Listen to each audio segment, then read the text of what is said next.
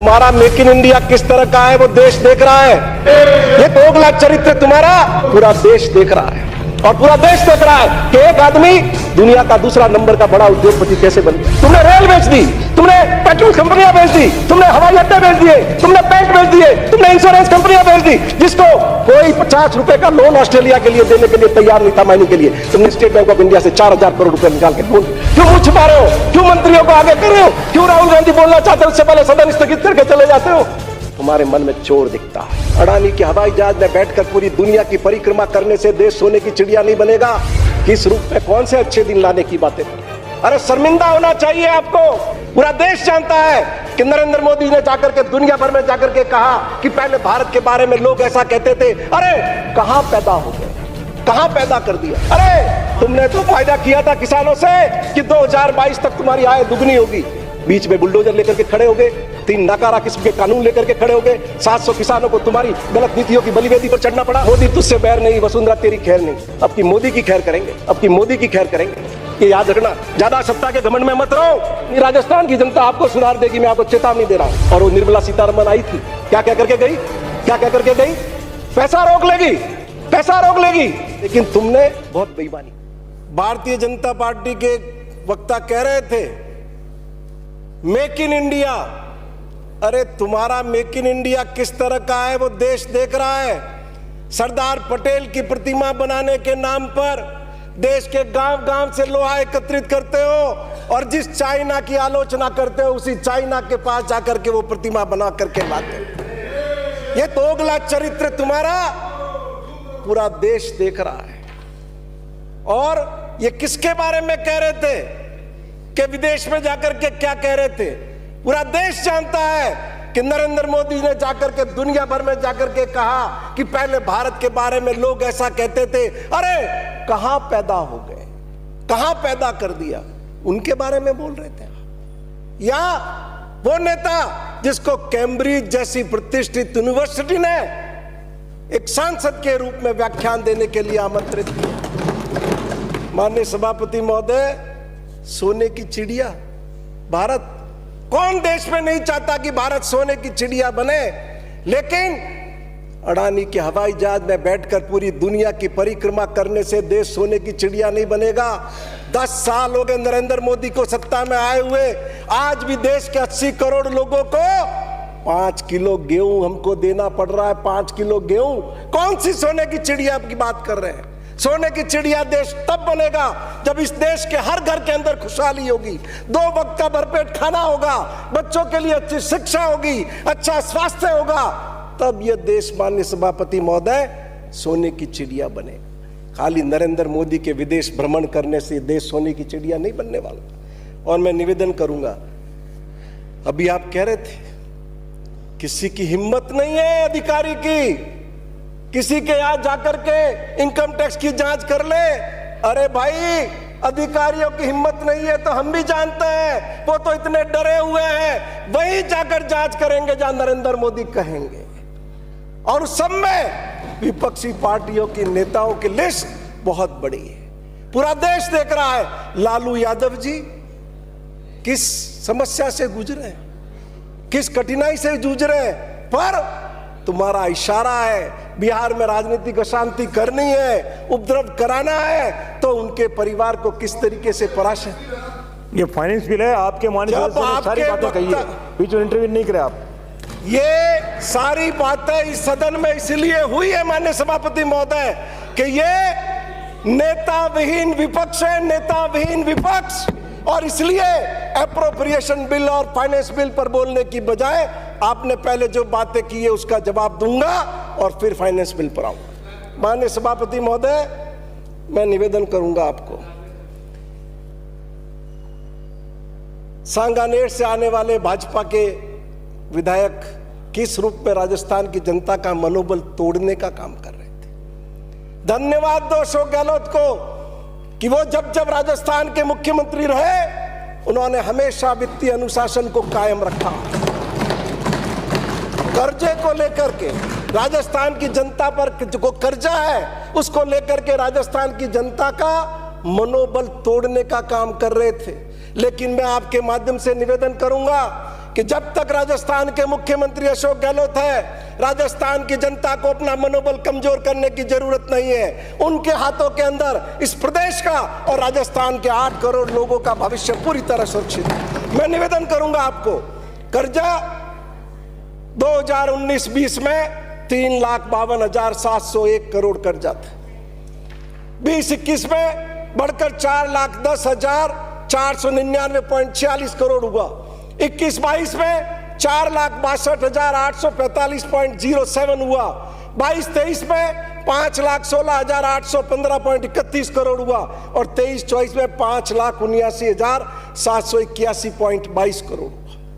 और माननीय सभापति महोदय, ये जीएसडीपी का कितना परसेंट है? 19-20 35, 20-21 40। और फिर देखिए किस रूप में अशोक गहलोत के वित्तीय अनुशासन ने, कुशल प्रबंधन ने उसको नीचे लाया है। 21-22 में 37.99%, 22-23 में 36.56% और 23-24 में 36.78%। प्रतिपक्ष के उपनेता, ये वार्तालाप तो चलता रहेगा आपका, इस सदन में कभी सुनने का भी काम करिए। आप ही की सरकार थी 2005 में, आप ही सरकार के मंत्री होते थे, आप ही FRBM एक्ट लाए थे। क्या कहता उसमें?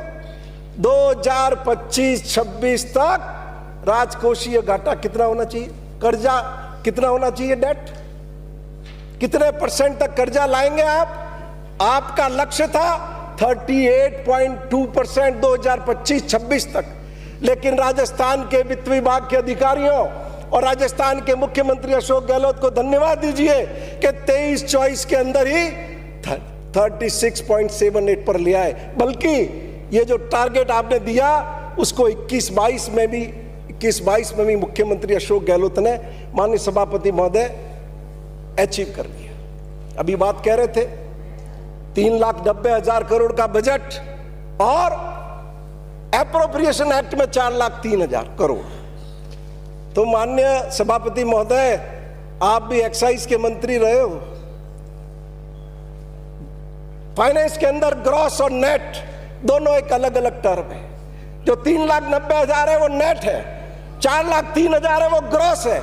और कभी राजस्थान सरकार के बजट में ऐसा नहीं हुआ कि एप्रोप्रिएशन बिल में और बजट के अंदर फर्क नहीं आया हो, ये हमेशा ही आता है। तो इसलिए इसको इस रूप में नहीं लिया जाना चाहिए कि कोई 10-15 दिन में बड़ा फर्क पड़ गया। एप्रोप्रिएशन बिल पहले ही पेश हो चुका है, ये अलग बात है कि हम आज इसको पारित आज कर रहे हैं। माननीय सभापति महोदय, मैं आपको निवेदन करूंगा, विद्याधर नगर के माननीय सदस्य बैठे हुए हैं, 12वां वित्त आयोग, 13वां वित्त आयोग, 2001 की स्थिति, 2012 की स्थिति, मैं निवेदन करना चाहूंगा आपको। इन्फ्लेशन रेट है 6.95% और 2007 से 2023 तक की आप गणना करेंगे तो कम्युलेटिव इन्फ्लेशन रेट हो गई 193.19%। 2007 के अंदर जो 200 रुपया था वो आज 2023 में वो 200 रुपया 586.38 हो गया। इसलिए 2001 या 12वां वित्त आयोग या 13वां वित्त आयोग, उससे तुलना करके हम जस्टिफाई नहीं कर सकते। और माननीय सभापति महोदय, मैं निवेदन करूंगा, कोई आलोचना का आधार नहीं है। मैंने इनकी नेता वसुंधरा राजे को, जब उन्होंने अपने 5 साल के काम और इस सरकार के 4 साल के काम कुछ को लेकर के ट्वीट किया था, मैंने उनको चुनौती दी हुई है कि राजस्थान के किसी शहर में, किसी जगह, किसी तिथि, किसी समय पर तुम्हारी सरकार के कामकाज और इस सरकार के कामकाज पर चर्चा के लिए बहस रख लेना, सामने आकर के बताएंगे कि तुमने क्या किया और इस सरकार ने क्या। माननीय सभापति महोदय, मैं आपको निवेदन करूंगा, 2021-22 के रेवेन्यू रिसिप्ट रिवाइज एस्टीमेट था 1,89,431.49 करोड़ और एक्चुअल्स क्या है 1,83,920.05%। कितना परसेंट हुआ?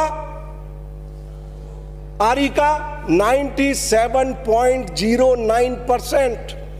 टोटल रिसिप्ट 21-22 की आरई में क्या थी? 3,19,128.69 करोड़ और एक्चुअल्स क्या है? 2,91,438.44 करोड़। कितना परसेंट हुआ? 91.32%। और टोटल एक्सपेंडिचर 21-22 का क्या है? 3,19,094.25 आरई था और एक्चुअल्स क्या है? 2,91,191.0%, 0.02। कितने परसेंट? 91.26%। माननीय सभापति महोदय, 90 से अबोव अगर किसी भी स्टेट का, किसी भी हुकूमत का अचीवमेंट हो, कौन ऐसा होगा जो उसकी आलोचना करेगा? देश के तमाम राज्यों से आप तुलना कर लें, राजस्थान का बजट की पवित्रता जो जनता को समर्पित किया गया, वो पूरे भारत के राज्यों से श्रेष्ठ जगह पर आपको मिलेगी। अब मैं निवेदन करूंगा 22-23 का, वो तो एक्चुअल से, इसका भी एक्चुअल्स के साथ बताऊंगा, 22-23 का भी। आरई क्या था? रेवेन्यू रिसिप्ट का 2,15,786 करोड़। एक्चुअल्स क्या है? 1,80,741.05, जबकि अभी मार्च महीना पूरा होना बाकी है। ये 83.76% पर तो रेवेन्यू रिसिप्ट में पहले ही आ चुके हैं। टोटल रिसिप्ट आरई था 3,82,366.89 करोड़ और एक्चुअल्स क्या है? 3,36,867.63। कितना परसेंट? 88.10। जबकि अभी महीना पूरा होना है, 2022-23 पूरा होना बाकी है। और एक्सपेंडिचर टोटल आरई था 3,82,246.54 करोड़ और एक्चुअल्स क्या है? 3,38,792। कितना परसेंट? 88.63%। सभापति महोदय, और क्या चाहते? इससे बेहतर तो राजस्थान की हिस्ट्री में किसी सरकार ने काम नहीं किया।